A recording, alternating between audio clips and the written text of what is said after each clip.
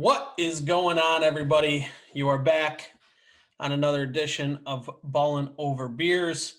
This is the PGA Bets Show, and it is Masters Week. One of the best weeks of the entire year, as far as I'm concerned, especially when it just comes to sporting events in general. I'm super excited for it. First things first, I got my guy here, James. What's going on, brother?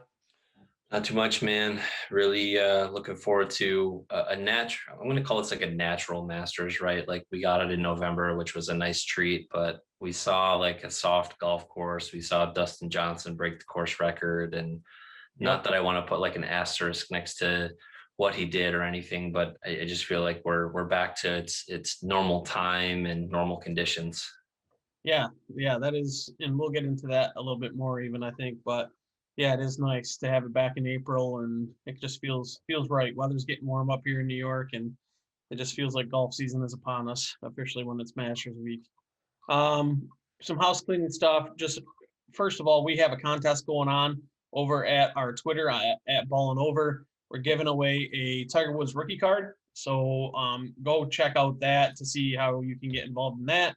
We'll be giving that away. Make sure if you're watching this on YouTube, you're liking and subscribing. Leave a comment below of who you think is going to win the Masters. If you're listening to the audio version, leave us a 5-star review. It goes a long ways towards helping the show out, all those things. So, but we appreciate that. But make sure you get in the giveaway. It's a great card. AK was actually generous enough to give it away, and he can't be with us tonight, but we'll be giving that away. So that's super exciting. So let's talk Masters here. So James, you just mentioned, we're seeing it back in April. It was in November. It was a really soft course last time. Basically, by all reports that have been out there and all the players that are talking, it is going to be firm and it is going to be fast. And the players are thinking it's going to be pretty tough. And everybody basically is saying it's because the Masters does not want to, or Augusta National doesn't want They don't want to be uh, embarrassed again, right? DJ to go out there and fire a 20 under again. They say not this time. So I think that we're going to see a highly competitive um, play and tough play, and it's going to be, I think, people that have a history of playing there, that know the undulations and know all that, are going to have an advantage. And you can speak on that. You've been actually lucky enough to go to it and actually walk the course. And I think one of the things that you can never really tell on the TV broadcast is just how much undulation and hills and everything there is on the course. Yeah, I think that's tough with any golf course when you're watching it on TV. You're like, this doesn't look so hard, and then they show a different camera angle, and you're like, whoa. And that is especially true at Augusta. I have been fortunate enough to go to the event and see the course in person, and it is all that it's built out to be. I mean, the undulations, the hills, the elevation changes, the greens, and just the tilt that you see there. It is hard. just being a spectator, you can see that the grind that they go through. Um, I think it's one of the hardest courses for the players to walk too. I've read some articles saying that it's I think one of the courses in Hawaii is like the top course. I forget the name of it, but this is up there for players too. Like I've read players having to like actually physically train for this and just like take all the steps that they do. And being a spectator and walking the course, it's just as bad. Tipping back a few beers makes that a little bit easier. But yeah, it's definitely a challenging course, but it's beautiful. I mean, it's the best course that you'll ever get to see. And hope that you get to go there in person, and all of our viewers, because it's just heaven on earth for a golf fan. Oh yeah, man. I'm put my name in that lottery system every single year. So hopefully get lucky enough to be able to do that. But Yeah.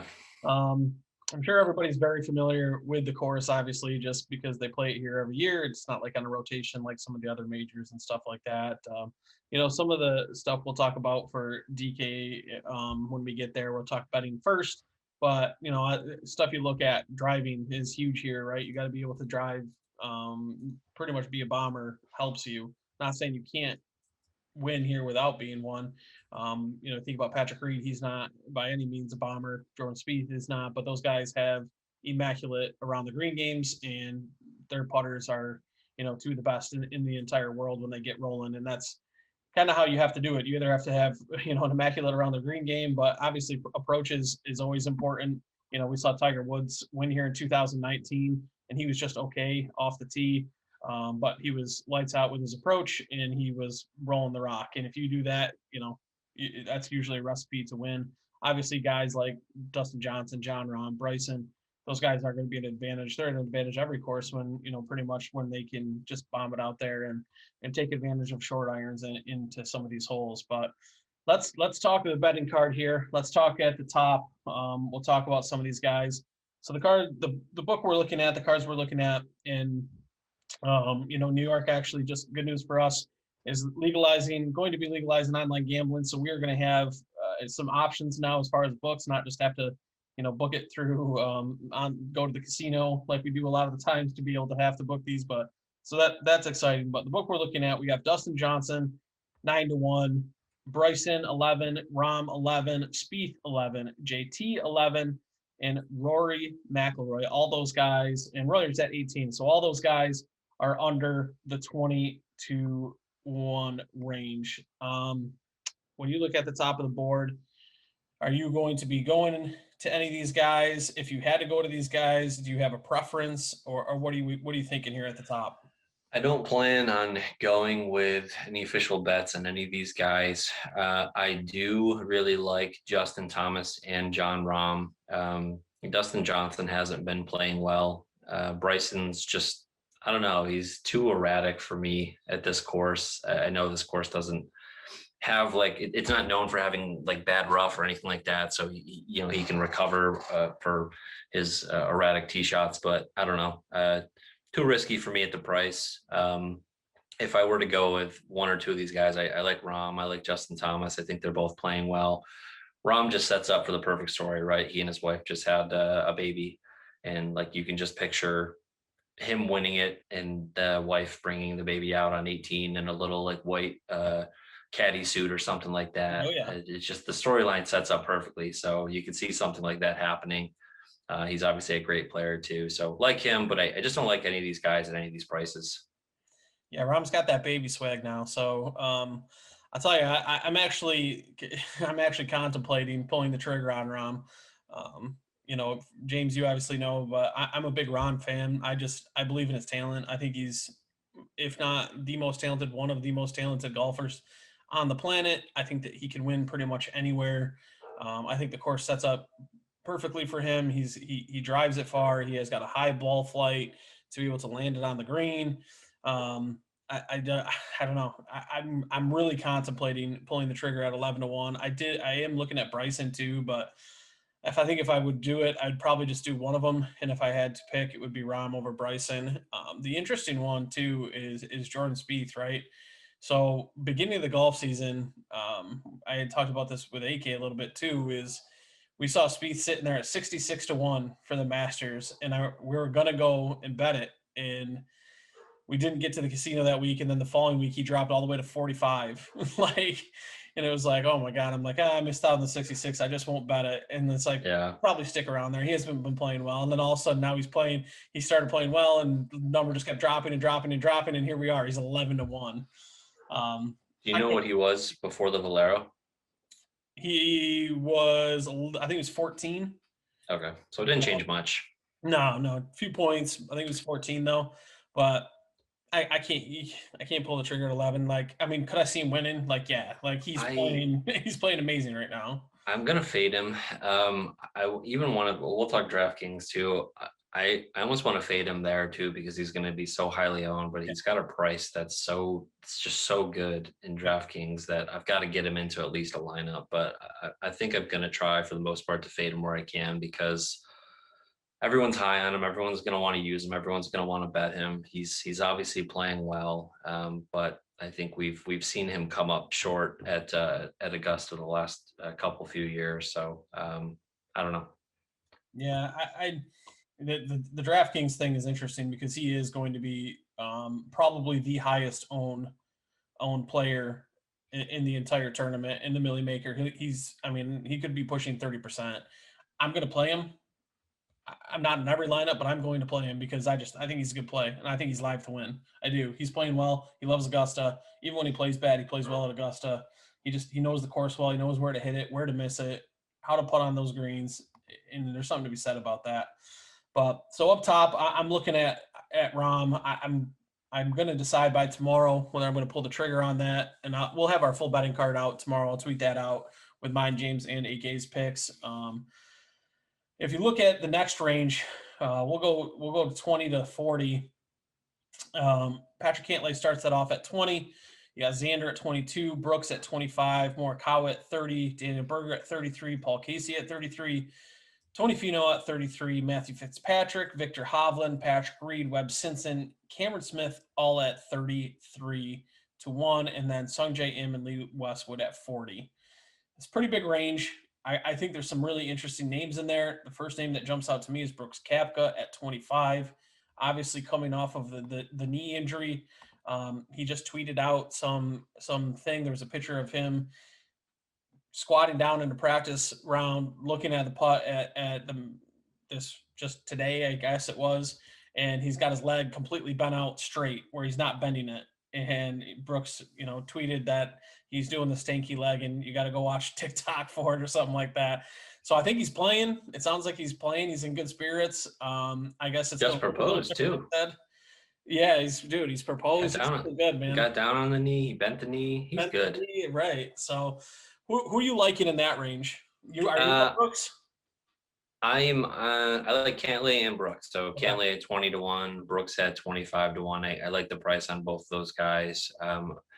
I can see both of these guys potentially having a breakthrough tournament. I think Cantlay's best finish here is like a top 10. I'm not sure about Brooks, but I don't know. I can see a guy like Brooks breaking through in a tournament like this. He's come up big in big moments before.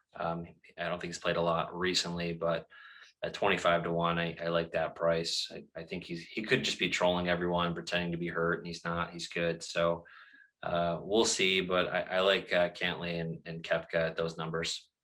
Yeah, Koepka the last 3 years or last 3 times he's played the Masters, didn't play it in 2018. So 17, 19, and 20, he was 11, 2nd, and 7th. So he's got a good history here. I forgot about the second. Yeah, that's right. Yeah. So I mean, and he's just a stud when it comes to the majors, right? He's a big game hunter. He wants to go out and dominate these majors. He shows up. So I mean, the thing is with him is if he's in it at the end, like he could win it, right? Like there's no question about it. He's one of those guys that closes. So I like Brooks. I like Brooks at 25. I think that number's just too low for a guy like to me who is. You can make an argument like after DJ and like in a major, like you can make the argument he's probably the next best player, right? I mean, obviously the health issue is why you're getting the 25. You're taking on some of that risk, but I think I'm going to be willing to do that. I also like Cantlay. I'm a big Cantlay guy, so I'm looking at that number 2.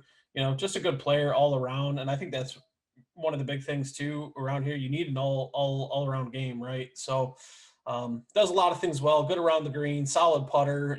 He's 6th in strokes gained tee to green in the last 24 rounds of everybody that's in the field, which I like. So, a good driver of the golf ball. Again, just does a lot of things really, really solidly. So, I think that's interesting. There are some other interesting names though. So there's the correlation between Dubai and the Masters. So they talk about it every year how the winner of Dubai generally, or people that play well at the Dubai tournament, usually end up playing well at the Masters for some reason. There's some sort of correlation there. And if you look at guys in this field that were in the top 6, it's Paul Casey, who's sitting there right there at 33, who's going to be popular this weekend, DraftKings. There's Bobby McIntyre, we'll get to him later. And then there's Sergio Garcia, who finished T6. So Bobby Mack was 3rd at Dubai, and then Sergio was T6. So, Paul Casey at 33 really has me intrigued. He's a guy that I don't have. I have him. I'm going to have him on my card for a first round lead. I don't think I'm going to have him to win, but he's going to be a guy that I have in every one of my DraftKings lineups. I know he's going to be chalky. Everyone's going to be playing him, but at his price point, I think he's around 7,700 if I remember correctly. He's just a guy that at that price, I just want to squeeze into every lineup. Yeah, he is too cheap, and that's the thing, just when it comes to DraftKings, I'm gonna try not to just talk myself out of someone just because they're gonna be popular, right? Like if I think they're a good play, I'm gonna play them, and then look to differentiate, other places if I can. Um, one other kind of trend here I want to kind of get out and make sure I get this right, and shout out to Pat Mayo. He's the GOAT of the industry, especially the golf fantasy at the PME on Twitter. He tweeted this out, and it's basically, there's always trends that people look at it in golf tournaments, but this one kind of sticks out because it's just there's just so glaring evidence of it. But the last 9 champions of the Masters have at least 2 top 15 finishes in their last 3 tournaments. So the list of guys that are in the field that have 2 top 15s in their last 3 tournaments are Rahm, Bryson, JT, Spieth, Brooks, Sergio, Brian Harmon, Victor Perez, Tommy Fleetwood, Paul Casey, Jason Kokrak, Corey Connors, and Matt Kuchar. Like that Paul Casey number, man, and I don't know. That 33 is so intriguing. He just doesn't win, right? He just doesn't win it enough though. That's the thing that scares me. Yeah, There's a lot that's pointing to him though. I can't pull the trigger on him to win it. At that price point, I'm going to look at a guy like Matthew Fitzpatrick, who's having a great season so far. I really like the way he's been playing. I think he's got 3 top 10 so far this year. He doesn't have any PGA Tour victories, so this is probably a tall task to ask him to just come out and win this. But he's been playing so great. He's a guy that he's pretty streaky from when I watch. I know I'm not as close to it as you, but like you'll be watching a round where he'll start like 4 under and then he'll have 3 bogeys and then he'll close with like 4 birdies. So he's a pretty interesting guy to watch play, but he's a scrambler and he's a guy that I like watching. So at 33 to 1, I'm likely to go with Fitzpatrick over Paul Casey to win it. Yeah, Fitzpatrick's a good player, and I think he's 12th in the world right now. I want to say so. If you're getting the 12th player in the world at 33 to 1, I think that's a pretty good bargain. And it's so weird too because Fitzpatrick, you think about like what his game is, and like it's almost similar to Spieth in the sense that really good scramblers, good putters. You'd think that they'd play short courses better, but for some reason Fitzpatrick plays long courses well. Like that's like where his best finishes are all at long courses like Riviera and stuff like that, which is weird. So I think that's pretty interesting point to bring up is old Matthew Fitzpatrick. So he might be somebody I look into even on DraftKings because I'm not sure. We'll get there. I'll look up his ownership, what that's coming in at right now. But let's keep working our way down the board. This next range here, we got Terrell Hatton and Hideki Matsuyama at 45. Jason Day, Joaquin Niemann, Scotty Scheffler at 50. Tommy Fleetwood and Sergio Garcia at 55. Abe Answer, Corey Connors, Louis Oosthuizen, Adam Scott, Will Zalatoris at 66.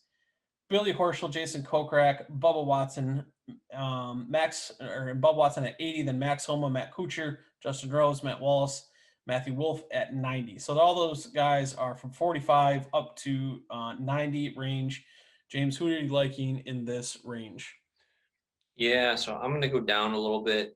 So for first place finish, I like Corey Connors at 66 to 1. And I also like Bubba at 80 to 1. I just think that's a good number on a guy that's won this tournament twice. He's been quiet as of late. But I think this course it sets up well for lefties. It sets up well for him. So at 80 to 1, I like him at that number. And then Connors is another guy that he's just playing great this year. He's had a lot of success so far, and I don't think he has a history of winning yet. But again, so it's a tall task to expect him to come out and win this tournament. But at 66 to 1, I do like that number. Yeah, Corey Connors is like your ball striking guy, if that's what you like, because in the last 24 rounds, he is first in the field in ball striking. He's 7th overall in my model. He's going to be super popular on DraftKings because he's only $6,900. Yeah. But the guy is playing absolutely phenomenal. And I do like the bubble call because with Bubba, Bubba just has Bubba tracks. It's just how he is. He plays well at certain spots. Augusta is one of them.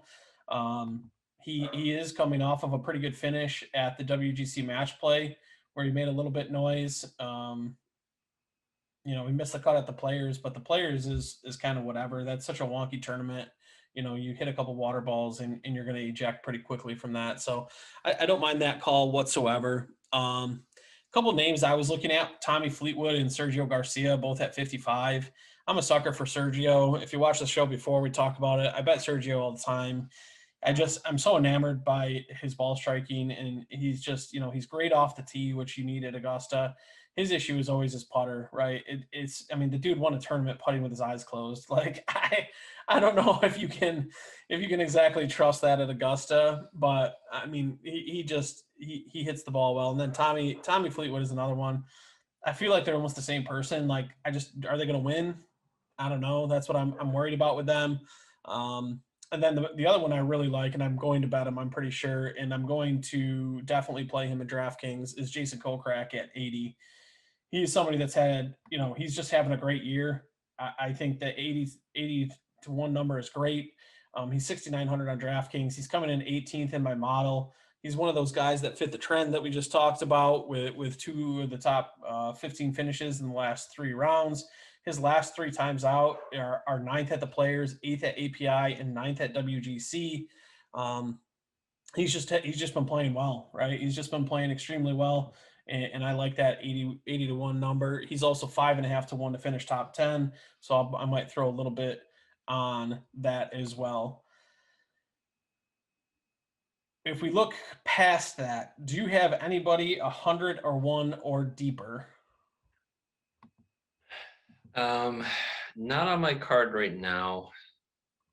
I'm trying to think. Like I'm looking at Zach Johnson for like a top 20. He's just a consistent player. He's not a bomber, as we know, but he has a lot of history at the course, so I can see him at 5 to 1 kind of finishing the top 20. I like that. So I'll probably get something down on that. But in terms of like a bomb to win, I don't know. I'm looking at a lot of these names and I don't really see anybody that excites me. What about you? So just real quick, rewind. Max Homa at 90. I'm probably going to throw on that I as do like well. him. He's playing really well. I'm going to play him in DraftKings as well. Matt Wallace is an interesting name at 90. But then if you go past that, I'm 100% going to bet Siwoo at 125. He's actually played well at the Masters, which, Siwoo is all over the place. He's not consistent, generally speaking, but he has gained on approach in his last 2 events. He finished ninth at the Players. He finished 23rd at Valero. So I like that the irons are clicking. He's a good around the green player. I think that his Masters history is encouraging. He's played there 1, 2, 3, 4 times. He missed the cut his first year, but then he finished 24th, 21st, and 34th. He's a guy that he needs to win, not to bring another narrative in here, but if he doesn't win, he goes into military service, the mandatory military service. So he's got to win a major soon here or an Olympic medal. So at 125 to 1, I think that you could do worse than that. Dylan Fratelli is another interesting name at 150. He's a guy that we saw play pretty well here in November. Now, obviously, the course is going to be completely different. So we'll see what that does. And he's kind of cooled off a little bit here towards the last couple of events, but he was playing pretty well. And then Bobby McIntyre, the one I told you, so he finished third at Dubai. There's a little bit of a correlation there. He's 175 to 1. And you can get him 12 to 1 to finish in the top 10. I like that. And then the other one is Cameron Champ. He's 200 to 1. I just, if driving distance is important here, you know what, that's what he does, right? He's first in the field for driving distance in the last 24 rounds. So I think that at 200 to 1, if you want to throw a couple bucks on that, just as a bomb, he can do that. I guess pretty fine. He's not great. He did play, this past in 2020 November, and he did finish 19th. Which again at 200 to 1, and you know what his best attribute is driving the ball, which you need to be able to do at the Masters, I think that you could do much worse for 200 to 1. So that's what I'm looking at for bombs. Any of those excite you? Not really, no. No? Okay. See Woo, I can see. I may put a couple of bucks. I had him to finish top 20 back in November, and I think he finished a little bit outside of that. So Yeah. I may look to place another similar bet there, like a top 20, maybe a top 10, and maybe a couple of bucks on a first place finish. That's a pretty tempting number. Um, other than that, nothing else that really excites me. All right. Why don't you give a quick recap of what you have for your bets now, and then we'll jump into the DK stuff. Yeah, so I'm gonna put some money down on Cantlay at 20 to 1, Kepka 25 to 1, Fitzpatrick at 33 to 1, Corey Connors at 66 to 1, and Bubba Watson at 80. And those are all first place finishes. I'm gonna look at some top fives. I think I'm gonna look at Fitzpatrick for a top five, Sergio Garcia for a top five. And I like Patrick Reed in the top five too. He's won the tournament, and I think he's a guy that can play great here consistently. I'm going to sprinkle a little bit on the Zach Johnson top 20, and then I'm going to take some shots on first round leads with Sergio, Paul Casey, and Patrick Cantlay. Very nice. I don't have my card finalized. I do know for sure I'm going to bet Brooks at 25. I'm going to bet Webb at 33. I'm going to bet Kokrak at 80 for sure. I'm debating on Rom at 11. If I do that, I don't know if I'll bet anymore. I'll just bet those four guys. But I'm also looking at like Paul Casey at 33. Fleetwood and Sergio are like the same person, and they're both at 55. I'm looking at that. You know, I'll sprinkle in those bombs. I'm definitely going to probably hit up Siwoo for 125 and Bobby Mack at 175. Cameron Champ is intriguing at 200. You know, Max Home at 90. Some of those deeper guys I'll have to make decisions on. You know, I like Cantlay too at 20, but I think I'm going to go Brooks instead of Cantlay. I think on the betting card, so which I might end up doing is betting Brooks and playing Cantlay on DraftKings. I think is what my plan is going to end up being. But let's jump into DraftKings. On that note, pricing is a lot similar to the betting board. Obviously, you have Dustin Johnson up top, 11,500. John Rahm, 11,000. Bryson at 10,800. Justin Thomas at 10,600. Rory at 10,200. Xander at $10,000. Those are your players, 10,000 or more. James, what are you thinking up here? I'm not playing Dustin Johnson. I will have zero Dustin Johnson ownership. Some of that's just it's the price, and it's you know, he won in November, but we kind of talked about how the course conditions are going to be a bit different. He just hasn't been playing well. He could have a fine tournament. He's just not going to be a guy that I try squeezing in. Paul Casey is going to be a guy I think we talked about that I'm going to get into every lineup. Max Homa at his price is going to be a guy that I've got in most of my lineups.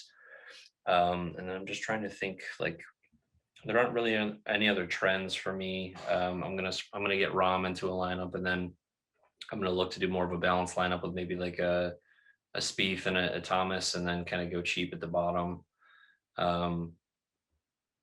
That's kind of what I'm looking at now. I think Berger's a name that I heard tossed out. That's going to be a pretty popular play, but he's pretty affordable at, like, I think he's in the 80, 85, I want to say. Yeah, 85. Yeah, so he's going to be a pretty popular play, but I think I'm going to get him into some lineups. Nothing's finalized yet. I kind of just started playing around with some stuff, but I do know that I'm going to end up fading Johnson, and I'm going to get some of those top guys in there. But I like the pricing this week with I mean, there's obviously a lot of guys to choose from, but it's pretty soft pricing. So there's a lot of guys at the bottom or even in like the low to mid sevens that I think are great players that you can get into your lineups if you want to spend up at the top a little bit. If you had to rank the guys up top 10,000 or more, are you thinking Rom, JT for you? Yeah, Rom and JT are going to be the guys that, you know, I think I talked about how, like, I like them, but I didn't want to bet them at their price points. I think I it's an easier pill to swallow to pay up in DraftKings than it is to actually bet those guys. So those are two names that I Absolutely. like. Yeah, I think for the guys I like above 10,000, I think Rom. I told you I think I'm going to go all in on Rom. So I think I'm going to bet him. I think I'm going to play him in most of my DraftKings lineups. I really like him this week, and I think Bryson might be the other guy that I like above $10,000. He's so intriguing at this course with the way he can drive the ball. It's whether or not he can hit his irons halfway decent, which he has been, and then he's usually one of the better putters on tour. So I think that he does set up well for this. So I think I like Rom and Bryson up top. Definitely Rom for sure. If you look it down at the 9,800, we'll say 9,800, and we'll go down to like the 8,500 range. You got the Cantlay, Morikawa at 96, Spieth at 94, Reed at 93, Brooks at 92, Tony Finau at 91, 9,000 is Webb Simpson. And those are all your 9,000 guys. And then if you keep going down a little bit, you have Hanton at 89, Westwood at 88, Hovland at 87, Im at 86, and then Berger at 85. For me, in that kind of big chunk, that big range right there, I do like Cantlay at 98. I like Spieth at 94. I like Brooks at 92.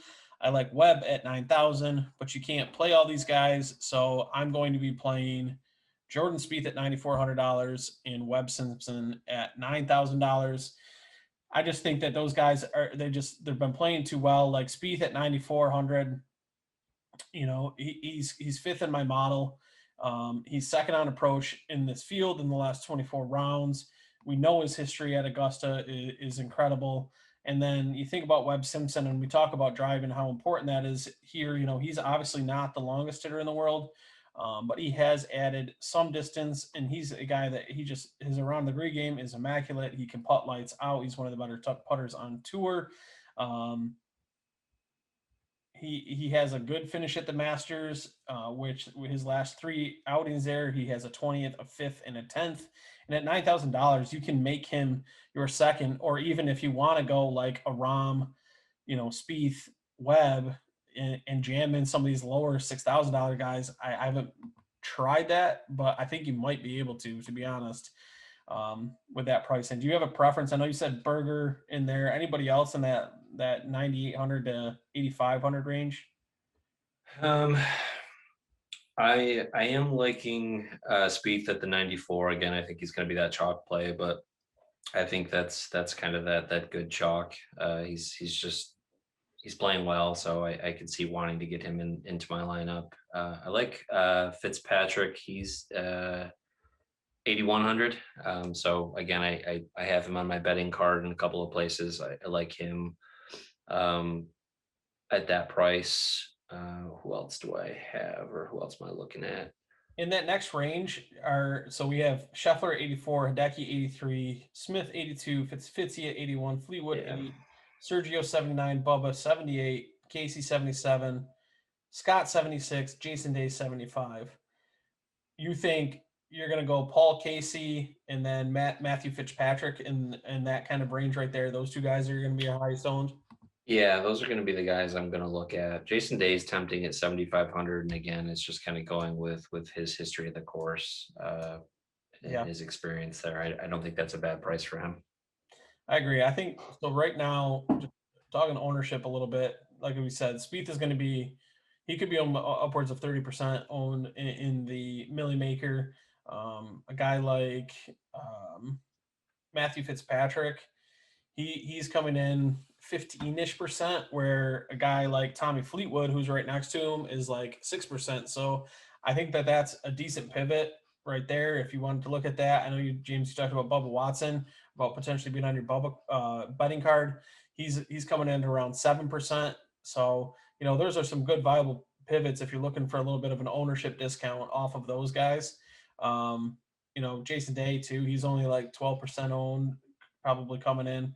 I think I just put this lineup together where I started with Simpson, Spieth, and Rom, and you still have almost $6,800 left per player for the last three players, and I think there are viable options down here when you get lower. If you talk about this lower range, Neiman, Answer both 74, Will Z at 73, English at 73, Rose at 72, Horschel 72, Wolf 71, Homa 71, Frankie Molinari at 7, Victor Perez at 7, Lowry at 7. So I actually like Wolf at 7,100. I know you do too, right, James? Wolf, no, he's not a name that I had Oh, mentioned. I'm sorry, I meant Homa. I meant Homa. Homa. Yeah, I like Homa a lot at this price. I'm going to get him into. I think I have 3 lineups right now that I've been tinkering with, and Homa's in a couple of them. I just like this price point. I think that there's he's a guy that he won at Genesis, which I think often can be compared to a similar style as Augusta, at least from what I've heard. So he's won there. So he's played well on courses that I think translate to the Masters. So um, I definitely like him at that price. Yeah, and he's been balling. Other than the players where he missed the cut, right? Which again, the players is what it is. There's just so much water. It's a wonky tournament. Yeah, But before that, he was 10th at API, 22nd at the WGC Mexico, first at Genesis, seventh at the AT&T Pro Am. So like he's been playing just so well. And then if you go below those guys, you have Corey Connors at 69, Kokrak at 69, Leishman at 69, Harmon at 68. These are all guys that can play. Siwoo at 67, Fratelli at 67, Cameron Champ at 66, Ryan Palmer at 65, who we've seen playing well, Kevin Knott at 65, Matt Wallace at 64, Lonto Griffin at 64. Like these are guys that all have been playing well. Um, and like I said, if you're, if you want to jam these guys in up at the top, you are able to do it because you can play these cheapies down below. Do you have a preference of guys that are below 7,000 at all, James? I was looking at Brian Harmon. I've got him in a lineup. He's a cut making machine. He's only missed one cut so far this season. He's got 2 top 10s. I really like him at 6,800. I think there's a lot of value on him there. So sub 7,000, like that's gonna be my play. I don't know if there's anybody else there. You could probably talk me into Siwoo Kim, but I really like Brian Harmon at that price. I do too, and I think he's not really being talked about that much right now. It looks like he's around 8%, so like that's a pretty good discount there. And And he's a he lefty, also, right? yeah, lefty, and he's also one of the guys that fits the trends of the two top 15 finishes in the last 3 tournaments, which I like. So Harmon is, I think, is going to be could be a very sneaky play down here. Some people that are going to be kind of popular. Kokrak is going to be upwards near 13%. For a guy underneath 7K, you can make the argument to fade him for that. So, Cameron Champ, who we've been talking about a little bit here, he's going to come in at like 3% owned, like maybe less in the Millie Maker. So he's somebody, if you want a massive discount and you want some ownership leverage, he's a guy that you could probably pop in there and be just fine with, and then play kind of whoever you want, the Spieth or whoever it is, because right now, obviously, we talk about Spieth going to be super popular. Um, I guess I'll tell you my favorite plays, kind of just in general: Rom, Spieth, Webb, Homa, Kokrak. I like Brian Harmon. You talking me into Brian Harmon, I think, and then Yeah. I think Bobby Mack's pretty interesting down below too. And guys like Hideki, I want to look into. Like his iron's been great. He's just been terrible off the tee. Like I'm a sucker for him. Like Justin Rose at 7,200, who always plays well. I think at the Masters is interesting. Um, Tommy Fleetwood and Sergio again, 8 and 7,900. These guys, they kill me. They're just. I want to play. I want to play Sergio every week, and AK would be here mocking me because he says I play him too much and he never wins anything. So he's probably got a point. But any closing Yeah. thoughts? Closing thoughts No, on the Masters? no, I'm excited for it. Have you heard any weather reports, early weather reports on and any rain in the forecast or? Yeah. So it looks like Friday PM, I believe, is going to be the bad weather. They're supposed to get wind and rain, and I think that's something to definitely keep an eye on. They did just come out with groups today too, so you could take a look at tee times and groups, and I would definitely look at some wind finders and stuff that are as close as you can to the course, to keep an eye on that, to maybe potentially stack some of the whatever you think is going to be the favorable stack. And it's always interesting too to stack the opposite side of that, just in case things go the other way. if they do go the other way, then you could be at a huge advantage, right? So if the weather comes in sooner than thought and it goes, to Friday morning and you have the other stack, you're going to be a huge advantage over everybody else who where the course might be playing crazy hard compared to what everybody else has. So, um, who do you got winning?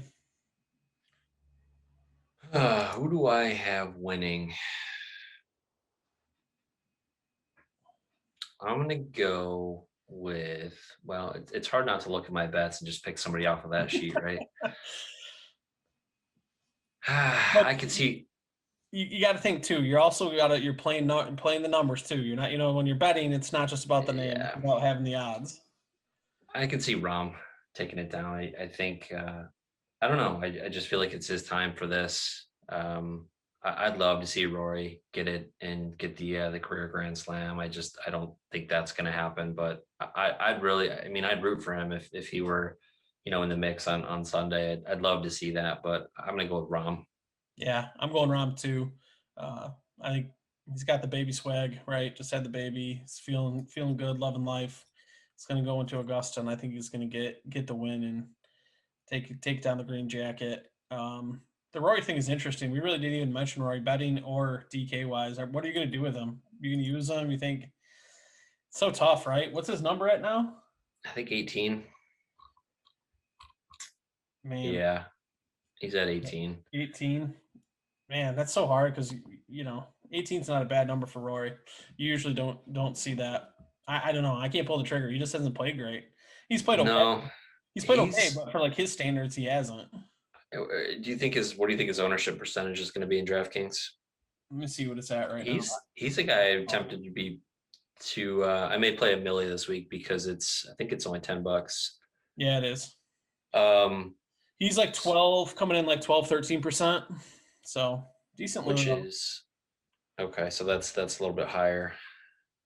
Right I don't now, know. it looks like the guys that the highest owned guys above 10,000 is going to be Justin Thomas is going to be the most owned, then Rom, then Bryson, then Rory, then DJ, then Xander. So Yeah, I'm not going to touch Xander. We haven't really talked about him. He just has not won enough. He hasn't done yeah, enough for me. Rory's a guy that I can see plugging into a millie lineup. I didn't think his ownership would be that high just based on the way he has been playing. I like Kepka in a millie lineup too, just because there's a lot of risk, and I don't know if people are going to want to play him. I feel like people are going to want to stay away from him a bit with his injury history and his lack of play recently. I don't know. Do you have any thoughts on like playing a lineup there? oh yeah, for sure. I definitely can see the merit in playing Rory. It's always weird too, what the public perception of him is going to be. Is going to be like where they just hear like, oh, Rory's been struggling, Rory's been struggling, and he's not going to be played as much.